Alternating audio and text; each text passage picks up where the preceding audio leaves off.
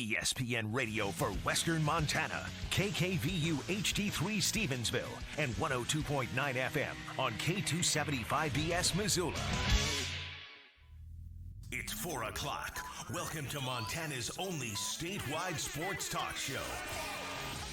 Broadcast on 102.9 ESPN Radio for Western Montana and across the state on SWX Television.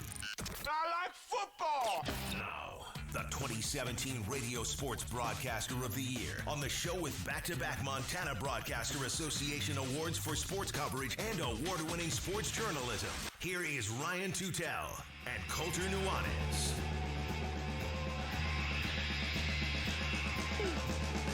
Hello, Montana.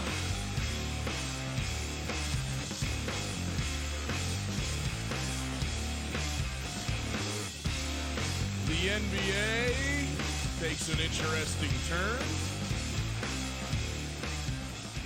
And Danny Sprinkle has his first recruit, or transfer, as it were, coming into the Montana State men's basketball program. Hello, how are you? It is Tutel and Nuanez, 102.9 ESPN Radio, and across the state on SWX Montana Television.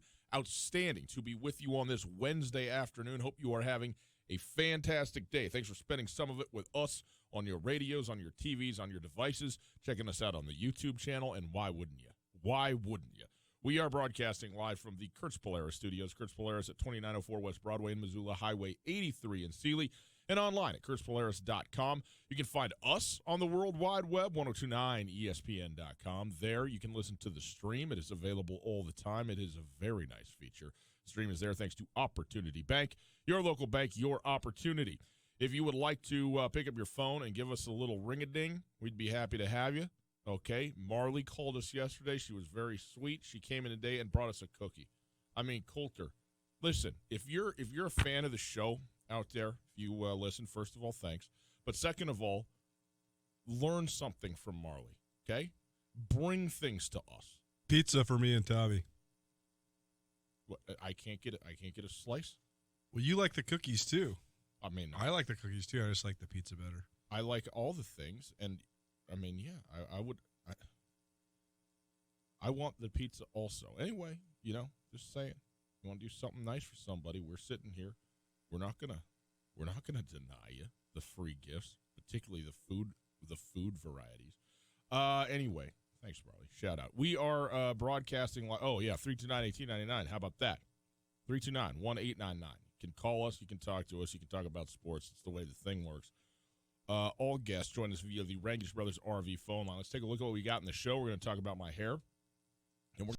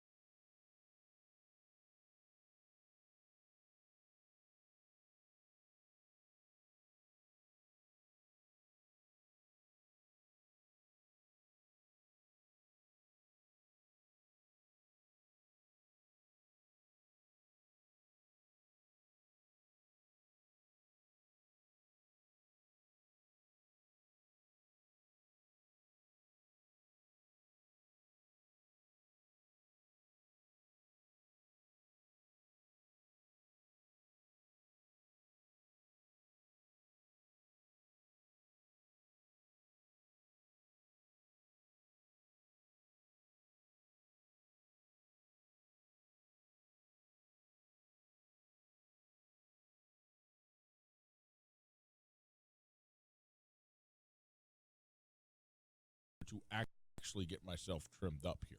So I'm doing everything I can to just hold it together up top until that time. I don't know if it's working for me, though, I must say. I'm on the struggle bus with this top knot. You're looking fine. Thank you. Glorious flowing locks. How annoyed are you at the start of this show? I mean, that's not like it's not standard. No, it's true. It's true. Ryan, did you know that I had Facebook messaged Tina about a haircut 3 or 4 weeks back? Did you? It was, well, I guess, let's see here. It's May now, so this would have been March, middle of March. Okay. And she said, sure, I can do it. And I said, well, when should I come by? She goes, how about the middle of July or end of July? So, well, I was kind of hoping for something sooner. She's like, well, yeah, we can. Maybe the second or third week in July. She's kind of out of the hair game, man. So there's not many slots available.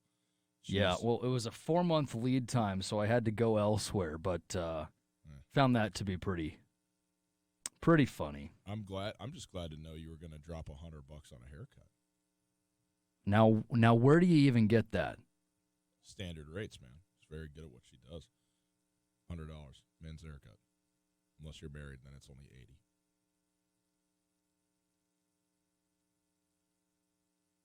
Okay, then. Oh no, I thought you were building. You know what it sounded like? I thought Tommy. You know when a baby gets really hurt and there's that 2 seconds of silence while it takes the giant in-breath before it just explodes in a terrorized scream. I thought that's what we were getting out of Tommy. I thought you were getting ready to let loose. That's why I gave it that pause. Just doing all I can to derail this show and get Coulter fired up. So far, so good. Are we on YouTube, Tommy? You sure are. Boys and girls, follow my lead and go to youtube.com, search Tutel and Nuanez, and you can watch this show in all its riveting glory. See both of these heads of hair, such as they are right now on YouTube. Great work, Tommy. Excellent. Thanks for putting us there. We're very happy to be there. Okay, Coulter, it's time for you to participate in this show. I'm into it. Excited. Do you think I should shave my body hair before I No. go? Okay, Bucks, Boston last night. The Milwaukee Bucks outscored the Boston Celtics by 21 points in the third quarter, 39-18. Even more sort of stirring to me than that, it was 74-71 with 7 minutes left in the third quarter. The Bucks ended the third quarter, the last 7 minutes, on a 24-2 run, and ultimately went on a 28-2 run, and they scored the first 4 points of the fourth quarter, thus burying the Boston Celtics. And people are going to talk a lot about, well, it was on in every department, but specifically the shooting for the Bucks last night. I don't know if they finished. I know that they finished. They had at least 17 threes. They may have even knocked a couple 20. more down. 20 Franchise record. So I think the franchise playoff mark was 16, which they annihilated. Chris Middleton made 7 threes. Made 7. Only took 10. 7 of 10 from beyond the arc for Chris Middleton. So there's a lot to be said about the Bucks shooting. But you know where the Bucks just absolutely did Boston last night? On the defensive end. The Boston Celtics scored 0 points for, well, let's put it like this. They scored 2 points in 9 minutes of gameplay. Okay? One bucket they scored in that period of time. They absolutely shut off the Boston Celtics. And when you talk about a guy who is just a made scorer like Kyrie Irving, and also very proficient scorer, an outstanding scorer in his own right in Tatum, and to a lesser degree, but Hayward as well. This is a very good offensive team, Boston, and to bury them and overwhelm them the way they did defensively, I thought was outstanding. And you could see the frustration and sort of the consternation rising up on the face, although he's always fairly even. On Brad Stevens' face, he's sitting there looking there. There's no answer to calling timeouts, the whole thing. So I thought it was. We said yesterday, Colt, that this was a must-win for Milwaukee. Well, they did not just win it; They went out and dominated, and so we got one big dominant win, 20-point win for Boston, and one big dominant 21-point win for Milwaukee. Now the series shifts back to Massachusetts. My question to you is simply this. Does what happened last night change what you think now about this series? Because you and a lot of people, and myself to a certain extent as well, are starting to get onto the Boston train and off of the Milwaukee train very quickly. Well, I made two decisions in my head last night watching the games. One was to not overreact to the ebbs and flows of a specific playoff series. I think when you have arguably the best coach in the NBA in Brad Stevens, and certainly one of the most well-respected, and there's several coaches right now in the NBA playoffs that are in prove-it mode. Terry Stotts, Mike Malone, and Mike Budenholzer are all very well respected by players and coaches and executives around the league. But they don't have those defining postseason moments to hang their hat on. Now, Brett Mike Brown, Malone, too. What's that? Brett Brown. Brett Brown, too, yeah, certainly. I don't think Brett Brown is as widely respected by his peers. And that's no shot at Brett Brown. Brett Brown is a much different style coach than Mike Malone and Mike Budenholzer, though, and Brad Stevens. Mike Budenholzer and Mike Malone are both disciples of Greg Popovich. They're running – what they run is as important as the culture they cultivate. Brett Brown's a player coach. Brett Brown's job is to make Joel Embiid and Ben Simmons get along. His job was to mitigate the attitudes in the locker room during the process. But I think that there's definitively some stuff to prove. And Terry Stotts is a mix, because Terry Stotts is a player's coach as well as a great X's and O's guy. But Terry Stotts has had his horn tooted around the league for a handful of years now, and that praise has come with a completely and utterly abrupt stops with them getting swept out of the playoffs the last 2 years. Well, now that's sort of dissipated with the Blazers moving on. And Mike Malone, it's hard to judge him because he's been there for such a short period of time. And not just moving on. 5 games dominating Paul George and Russell Westbrook. Totally. Yeah. But Mike Budenholzer, people forget, won 60 games in Atlanta twice. I mean, the Hawks had the number 1 seed twice. And they were very similar to what the Raptors are right now. A great regular season team who just really had not enough clout and not enough firepower to get it done in the playoffs. But there's going to be ebbs and flows. You're not going to have complete and utter domination in most of these series. There is some mismatches that I think can be exploited. But last night, the Bucks took control, and they didn't relinquish control. And then exactly what we talked about in the show yesterday played out down the stretch, where you're not shooting the ball very well if you're the Celtics, and you're shooting the absolute lights out when you're the Bucks. And so both coaches kind of looked at each other, and boom, the Celtics say, okay, we're going to play our bench for the last 10 minutes of this game. And then the Bucks say, okay, we're going to get Giannis out. We're going to play our bench for the last 10 minutes of this game. So it was a very stagnant last 10 minutes where the margin of victory was already decided. I mean, it was going to be a 20-point game no matter what, and both teams kind of relinquished themselves to that. What I'm getting at was up 31 at one point in this game. What I'm getting at is, like, you just don't want to make too much of that. Like we talked the other day about, I think it was one of the series last year. I can't remember. It was the Rockets against somebody. Where it wasn't the Rockets Warriors. It was a different Rockets series where the Rockets either won or lost by 25 points for the first 6 games of the series. That's right. There was no real close game. Yep. And that's kind of what's the playoffs. It's a 7-game chess match between these coaches. And so I thought that in game 1, the Bucks foolishly tried to defend Kyrie Irving one-on-one. They foolishly let Al Horford do what he does best, which is operate in the pick and roll and be the pick and pop guy. And that was the you talk about the offensive firepower on the Celtics, whether it's Kyrie Irving or Jason Tatum or Gordon Hayward or Jaylen Brown. The X factor in this series for the Celtics is Al Horford. He's the one that is going to have the mismatch most often. The Bucks let that mismatch be exploited over and over and over in game 1. Well, then they made the proper adjustments in game 2, and they just shot the ball better as well. When you make twice as many threes as the other team, you're going to win. But I thought that they took the ball out of Kyrie Irving's hands as much as they could. They made it hard on him. He was only 4 of 18. He only scored 9 points. That was the difference defensively for them. I still think that the Celtics are going to win this series. I just think that they have too many mismatches.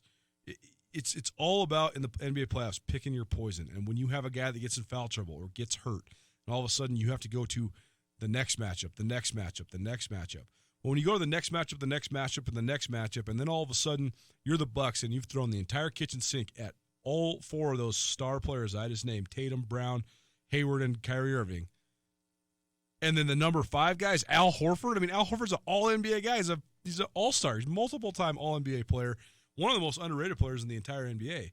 And that being your 5th option, that just gives you so much. I think that's where the seeding in these things don't matter as much, because it comes down to the chess match. Where is your 3rd and 4th and 5th guy? Who are they? What can they do? How can they produce? And I still think the Celtics had the advantage. But I was very impressed with the response from the Bucks. The biggest knocks on Mike Budenholzer throughout his coaching career has been that his teams fade in the playoffs. Some of the intricate and, I guess, haters would call it gimmicky stuff that they do on offense doesn't work as well when you're playing premier teams 7 times in a row in a 7-game series. And that when they get down, they roll over and die. Those Hawks teams, whenever they hit moments of adversity, they would just fold. And they never had a elongated 7-game series where they fought to the end. It was a heartbreaking loss. They would just find a team that was of equal or better talent than them, and they would just get swept or they'd lose in 5 games. The response last night was great, because I thought that the Celtics thoroughly dominated Game 1 in Milwaukee, and that can oftentimes be a psychological hit, especially to a young team like the Bucks is still trying to prove it. So I thought that was a great response by the Bucks. I thought they made great adjustments schematically. I thought they had a great bounce back emotionally, but I still think the Celtics have a decided advantage matchups-wise in this series. Okay. What do you think? I mean, did your opinion change on this series last night? I would say I have an opinion on this series for the first time. Okay. Because here's the thing.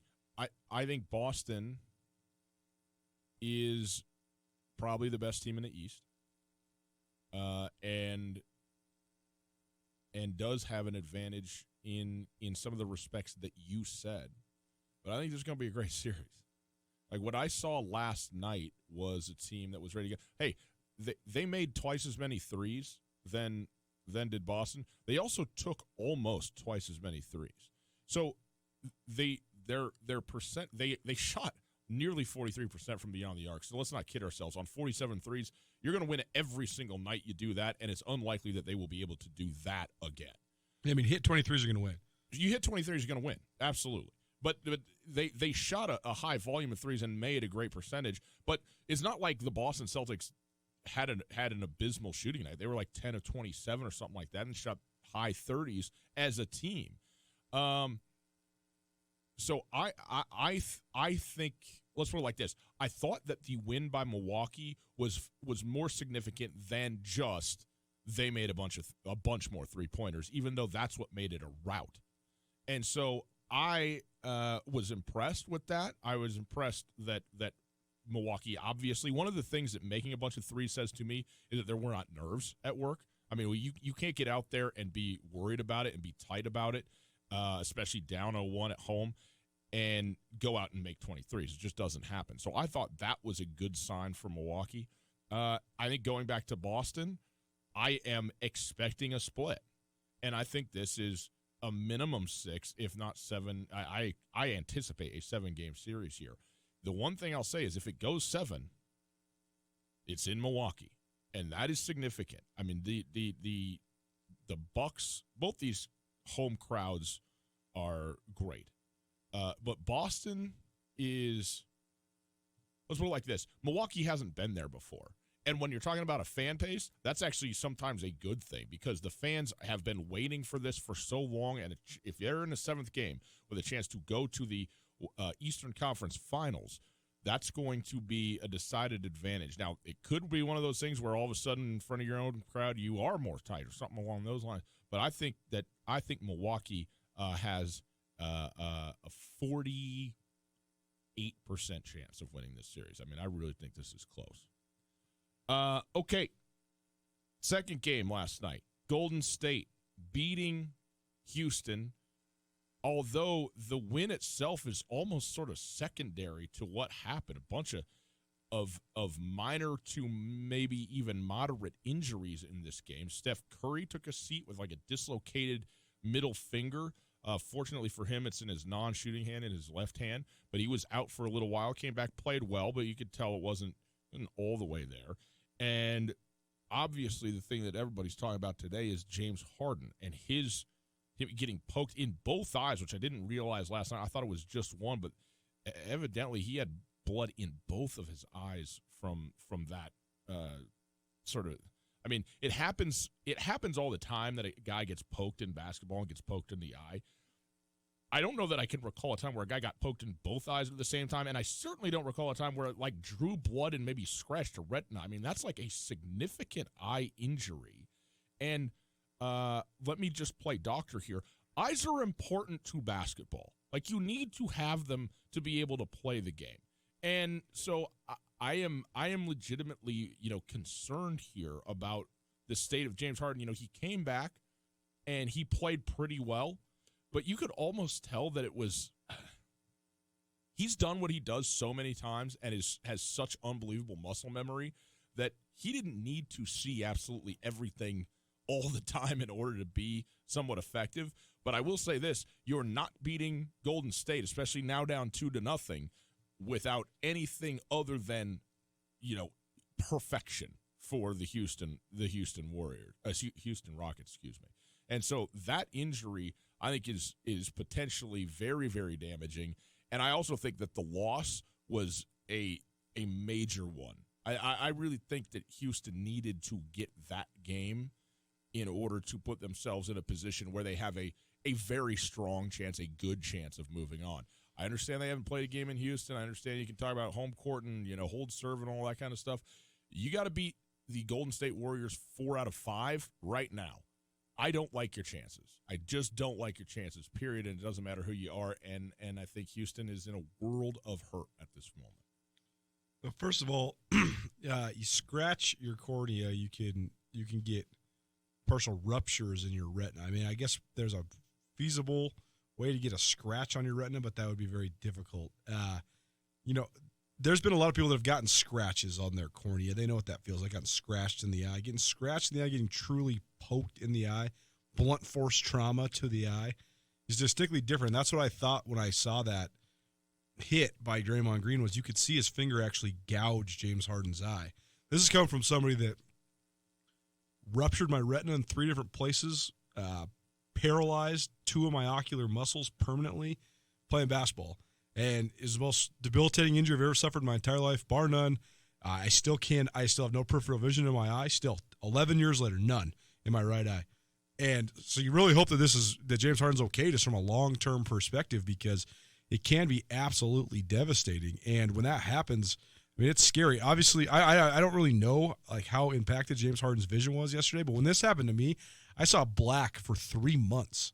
So, but also my entire eye was like full blood, and so horrendous. And James Harden's, it looked bad, but not as bad. And so, impressive that he was able to come back and play. But one of the things that's just so interesting to me is the fact that there's so many different happenstance things, and superstars in the NBA playoffs are so important, and starters and key players are so important. And you can say James Harden is out, or say James Harden is impacted by this for the rest of the series. Well, then you can always have the excuse kind of loaded up. Well, what if James Harden wouldn't have gotten hurt? But then you look through the annals of NBA history and you realize, well, what if Chris Paul wasn't hurt last year in Game 7? Right. But also, what if Draymond Green wouldn't have got suspended in the finals? Maybe the Warriors were working on their 5th straight championship. On down the line, what if the benches wouldn't have cleared when the Suns were playing the Lakers some 12 or 13 years ago? Would that Steve Nash, Amar'e Stoudemire team had been able to take out the Lakers? Where would their championship prospects have been? And it is just on down the line. There's always circumstantial stuff like that. So I don't necessarily think the revisionist history is applicable here. But I thought last night's game was – I thought it was a lot of things. I thought that just the grotesque amount of noise in between games absolutely had a definitive impact on the first 15 to 20 minutes of that basketball game. Both teams were playing tight, angry, dirty, and it begs a larger question to me. And it's that to be an official in the NBA, you have to be one of the great officials in the world. No doubt. But also the pool of officials in the NBA is so small. Therefore, the NBA officials, especially when you get to the time that's the playoffs, they have relationships with these players. And those relationships can be very good, and they can also be very bad. And Charles Barkley and Shaquille O'Neal both told stories on Inside the NBA all about the specific refs who they still remember to this day that they hated. That guy hated them. They hated that ref. I got one. I got one for myself from club lacrosse for 4 years Right. at Pacific Lutheran Right, University. and the personal relationships are Think of so it right now. so hard to escape. I mean, Matt, just think of the Joey Crawford, Tim Duncan saga. Right. How many technicals did Tim Duncan get in his career? 20? How many Joey Crawford give him? All of them? Seriously, all of them? Tim Duncan never got thrown out of a game in his life besides Joey Crawford. And I just think it was crazy that the narrative was surrounded upon that because it is a real factor. But then it became a fever pitch. It dominated the 48 hours in between games. That in itself was a shame. But then it had an impact on the mentality of all the players. And then the NBA does the brilliant and irresponsible thing of giving the Rockets the ref that they hate the most, the one that threw out James Harden in a game in February. Brilliant because it even heightens the level of hype for this game. Irresponsible because all you're doing is pouring gasoline on the fire. Yeah, and but I didn't. I mean, maybe there was a little bit there, but I thought that the game specifically had almost nothing to do with the referees. I mean, there was the charge that PJ Tucker tried to take where Kevin Durant landed hard on his tailbone. I guess you can't really say it was a dirty play because it was kind of just a moment in action. But I thought it interrupted the flow of the game, and I also thought it just interrupted the narrative of the series. And I also thought it made the officiating crew much more timid in the fact that, like, the technicals that were called on Draymond Green and who was he fighting with? Nene. Those are rescinded today. Those are off the books per the NBA. So I guess I agree with you maybe a little bit that it didn't have a definitive impact on the game after the first quarter, but I also thought that it's just a shame that that's been the overwhelming narrative of this series. But I also think that the fact that the Rockets lost last night, now there's no chance they're going to win this series. No, they're done. You're not. It's so hard. You talk about the chess match. You're playing the chess match with 3 queens on the board when you're playing against the Golden State Warriors. Mm-hmm. So to beat them 4 out of 7 times is a historic accomplishment. You go down 0-2, you're done. You cannot beat them 4 out of 5 times. It's Tutel and Nuanez, 102.9 ESPN Radio. It is time, my friends, to call us, 329-1899. 329-1899. That's the phone number. We got wings to the Desperado Sports Tavern for you. I got some trivia sitting right here. I'm ready to give it to you, ready to get you some questions with some answers and send you for the best wings in the city of Missoula. All right, let's do it right after this. Canyon River Golf Club is a must for any golfer in western Montana. Tucked away in a spectacular setting along the Clark Fork River in East Missoula, Canyon River offers one of Montana's best championship golf experiences. And Canyon River is happy to announce their new fleet of golf carts, which include the Shark Experience, an interactive GPS giving dynamic distances and touchscreen interaction to help you play your best. Plus, with Bluetooth, radio, and surround sound, you can enjoy yourself between holes, too. Book online at CanyonRiverGolfClub.com. Missoula's best golf, Canyon River. Les Schwab is proud to introduce 2 of our best tires ever, just in time for summer. There's our exclusive Reputation, a high-mileage premium passenger tire we believe has the quietest, most comfortable ride ever. Or our exceptionally quiet and smooth all-season traction tire, the Open Range AT.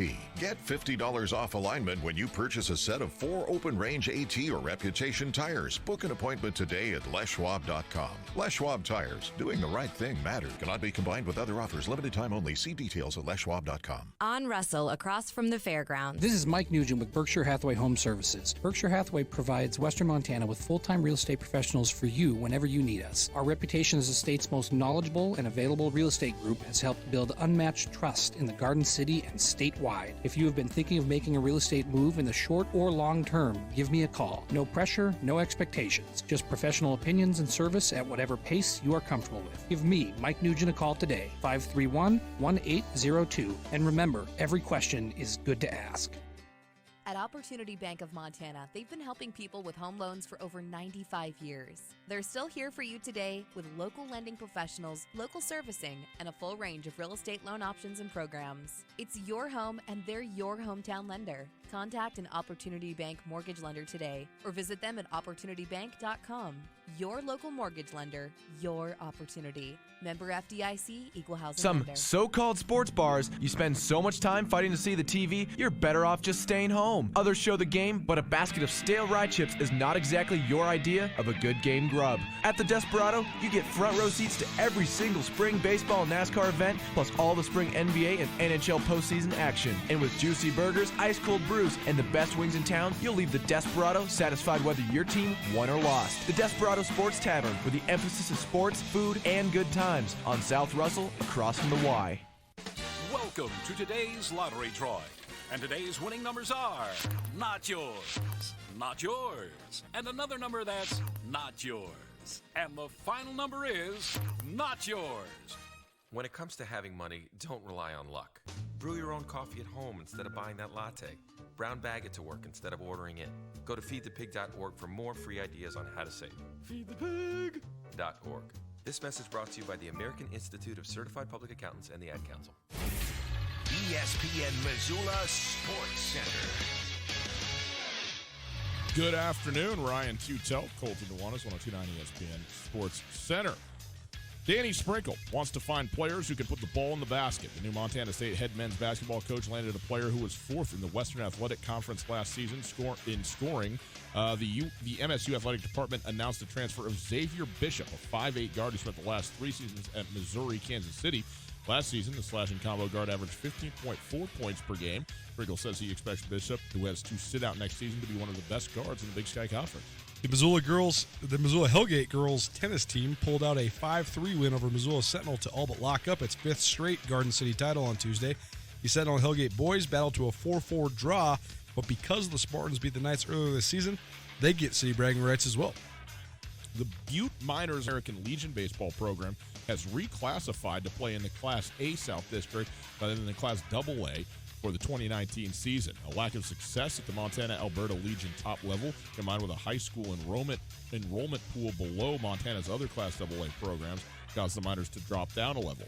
Butte is now the lone city in the state of Montana with a population of greater than 20,000 that will not field a Class AA team this season. Portland, Denver, tonight, 7 o'clock, TNT Television, the only NBA playoff game on the docket.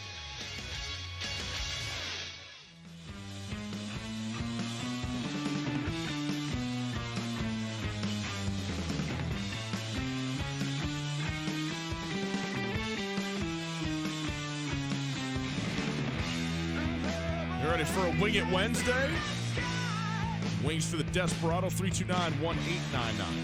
Call 329-1899. Do a little trivia. Get you set up with the best wings in the city of Missoula. We are broadcasting live from the Kurtz Polaris Studios. Kurtz Polaris at 2904 West Broadway in Missoula, Highway 83 in Sealy. Online at kurtzpolaris.com. You can find us on Twitter at Gus Tutel. That's me at 1029 ESPN. That is station. And at Skyline Sports MT as well for your up-to-the-moment Big Sky Conference sports news. We had a message on at 1029 ESPN liking the sports update from a chick who doesn't know sports segment that we did yesterday, huh? Yeah, we did. It's a winner. Carolyn, she's going to be coming back around then. She'll be coming back around, do one or two while you're gone. Probably the new co-host of the show. I mean, I'm having an open audition. 10 straight open mic afternoons. Over under in your mind that I stay in the Philippines. That I so here's the thing. Back. I already know you. You are a transient, vagrant person, and you are also incredibly free-spirited. You love adventure. You love the consumption of other cultures, the immersion in other cultures. I think if you went to the Philippines by yourself, there would be a 0% chance that you would move there because you would miss your family. You'd get stressed out by the logistics and planning of getting them there. The fact that they are already there, they are entrenched there. Your wife is from there. They've already lived there for a full month. Daddy, can we please stay? Sure. Now, let me be clear. That's what you're going to say. Tina, because Tina all is the not from there. Okay, but I guess I misspoke. Has family there. She has very deep roots there. She does have roots. I mean, it's not as if they are staying at the Marriott in the Philippines. I mean, she's staying with the family, and they have cousins and all the kids all around and everything. And how long you lived in Missoula and worked in Missoula Broadcasting Company this time around? 4 years? 5. So what's that? Double your life? Your life trend? It is more than twice as long as I've ever lived, as I've ever done one job. And it is, as an adult, it is the longest I've lived any place now by about triple what I've spent in Missoula. But I like Missoula. I like Montana. I am a Montanan. I love being in Montana. So, all that. So, I'm taking it, since Tommy's walking into the studio right now, that there's no caller. The listeners don't like your show anymore, you guys. No one's calling. 329-1899 for wings. They're Ryan's questions. It's easy. Call. Tommy's in here because he can't answer the phone. Now, here's the thing, is I would be, very open to, getting back on my transient horse, as it were. But I don't think the Philippines, bud. It's too hot for me. I mean, I'm already dying in this. I got a flannel on. It is. I'm sort of prepping for the Philippines right here in this room. Should we bring this up to Tommy since he's standing here? Talk to him about the no, don't the distract HVAC him. Situation. You can't distract him. He needs to go back there to answer the phone. 4+ years. Tell the people to call right now. Okay. Tommy's going back to the studio. If you'd like to talk to him, you can. 329-1899, 329-1899. Yeah, I got a couple of good questions for you. That's what I'm looking to ask. The other question I wanted to ask you, Coulter. What concert, what band do you want to see that you haven't seen? That I haven't seen. Yeah. Incubus is up there. Mm. I want to say Metallica because Metallica is one of my all-time favorite bands, but I think that it just might make my head explode. You're so worried about this that if it didn't live up to the vision. No. That's not what it is at all. I just I think that like the Metallica, the famous Metallica box set with their concerts from Mexico City. Yep. I mean, it just looks like a health hazard. Well, yeah. Although the concerts now are not nearly what they once were. Well, right. All right, let's do a Wing It Wednesday. We go to the phones. We welcome in Russ to the show. Russ, how you doing? I'm doing good. I know that you called 7-8 times, couldn't get through, but we got Tommy back there for you, so we're glad to have you on here, Russ. Russ, where are you calling from? Are you in town? You out of town? You out of the state? Where are you? I'm here in Missoula. I was just in there at Marley's dad, and I was telling her we can't call, let someone else call, and then you guys said no one called, so we're here for Wing It Wednesday. Man. We're back on 2 days in a row. Let's go. Are you friend of the show, Marley as a sort of like extra helper here on this? You know what? I'm gonna. She's okay. Right here. Okay. Well, we'll see what we can do. We're gonna. There are no Golden State questions in here. Okay, so that's one thing to know about the Ringer. But here we go. 3 questions for you, Russ. You get 2 of them. You get yourself a basket of wings to the Desperado. If you get all 3, you got yourself a shirt to go with it. If you need any help on any of these, Coulter is your lifeline. All right. Sounds good. Boy, some chicken wings would really hit the spot. Tommy likey. Tommy want wingy. Okay, Russ. The Stanley Cup playoffs are into their conference semifinal round, the second round. There are 8 teams remaining. 8. Can you name 4 of the teams that are remaining in the NHL Stanley Cup playoffs? Is the Vegas Knights still in? Vegas Knights are not still in.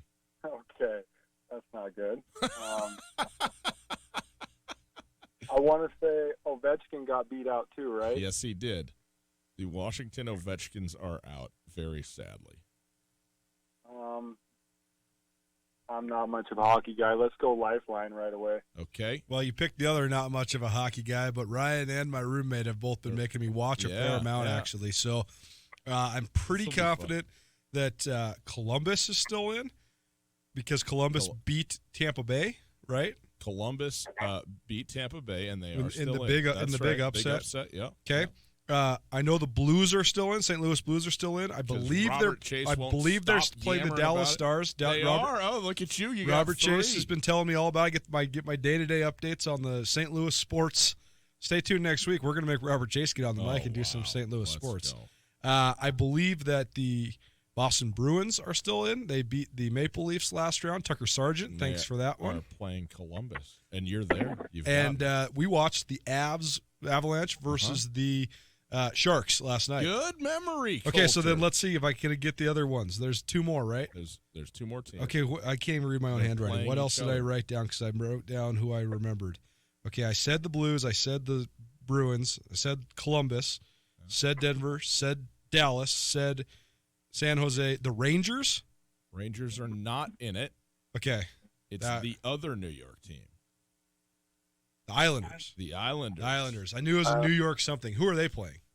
The Carolina Hurricanes. Carolina Hurricanes. Beat Washington. And that was the other Game 7. I would have been able to get that one if I would have dipped into the memory because I remember the double overtime. That was actually the best postseason game I watched this whole spring. Great game. And I missed the one that everybody says was the greatest postseason game, but the Washington Carolina Game 7 double OT was really good.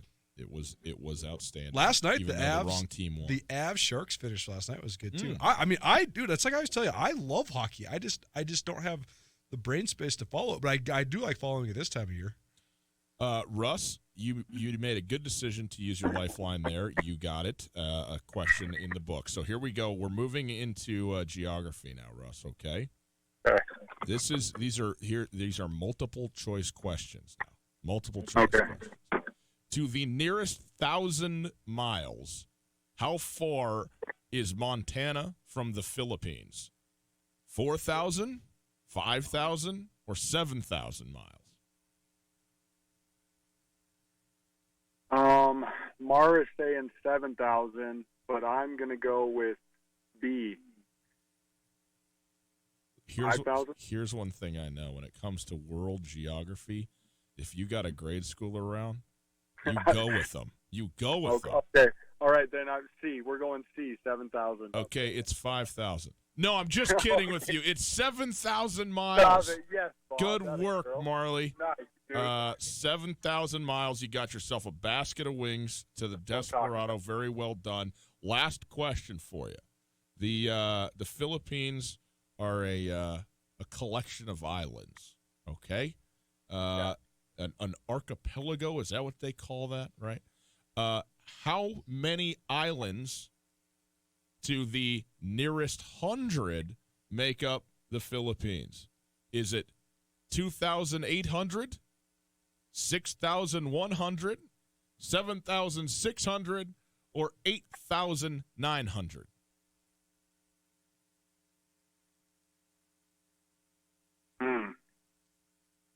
This is the guy who always makes fun of my questions for being too hard. This is a multiple choice. You got a 25% chance at the worst. I'm definitely glad it's multiple choice. What do you think, Bob?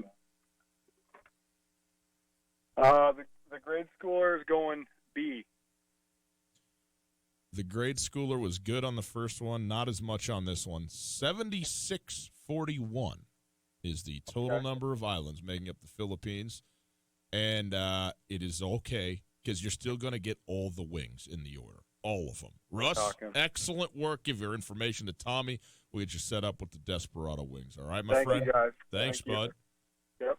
Thanks for the cookies. Used to be 7,107 islands, but they've discovered over 500 new islands. Isn't that remarkable? I mean, some of these islands are like as big as this room. Yes, right. Yeah, okay. But it is remarkable. 7,000 the whole world is remarkable. It makes me feel so insignificant to think about it. Well, yeah. I mean, it's good to put yourself in perspective. 7,600 islands, man. That's a very different life from Montana, boy. I'm telling you what. Indeed. I always think of just what life was like in these places when the people that lived there thought it was the only place on earth. You know, before Montana was discovered or before the Philippines were discovered by anybody, it was only the indigenous people living there, just what life was like. It's just crazy to think about. Well, you know what? I think most people still live life as if that's the case. It's interesting. But like development and things like that, I mean, I always just harken back to Lewis and Clark. Imagine being the first, quote unquote, Westerners to stumble upon Montana. I mean, imagine going up the crown of the continent, and you're going up through the Flathead, and you see Flathead Lake for the first time. It gives you goosebumps right now. Just think about it. It's insane. Did we talk about this on the radio already? If you go up Highway 12, okay, and you get onto one of the more desolate stretches of highway in the United States of America on the Idaho side of that, and you go about 10 miles, you're still very much in the mountains and on the pass and the whole thing. And there's a little turnout with a little historical site right there. And it says, this is the route that Meriwether Lewis, or whatever, I think it was Lewis, not Clark on that one. But anyway, whichever one of the two, because they had split off, this is the route he came on. And you stand there and you go, well, it's impossible.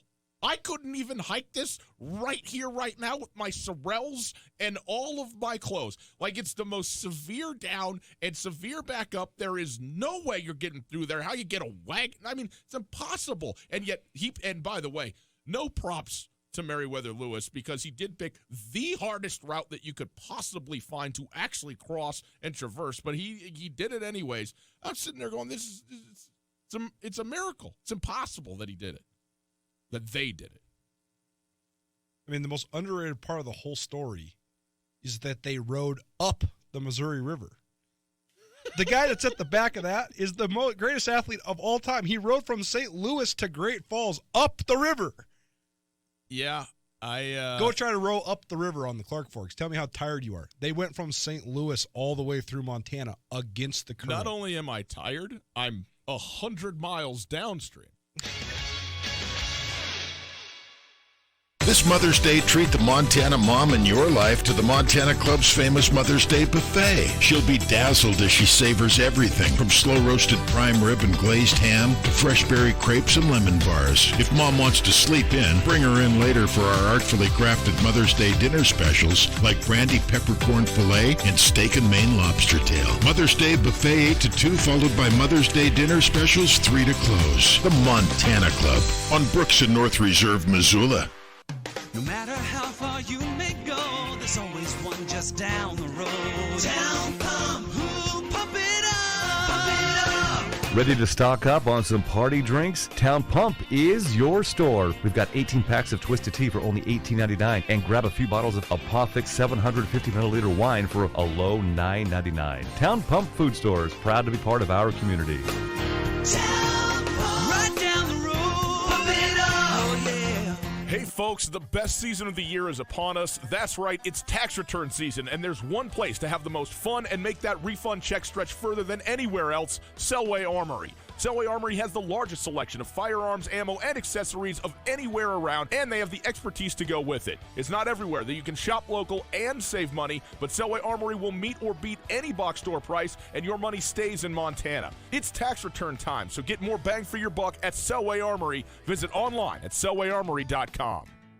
Hey folks, Ryan Tutel here, and I'm with Josh from the Advocates Injury Attorneys. Josh, if our listeners have been injured in an accident, how can you help? We're here to help you after a car accident by negotiating with insurance companies, recovering lost wages if you have, even getting into a rental car if you need one. Call us today for a free consultation, and we'll get started helping you right away. If you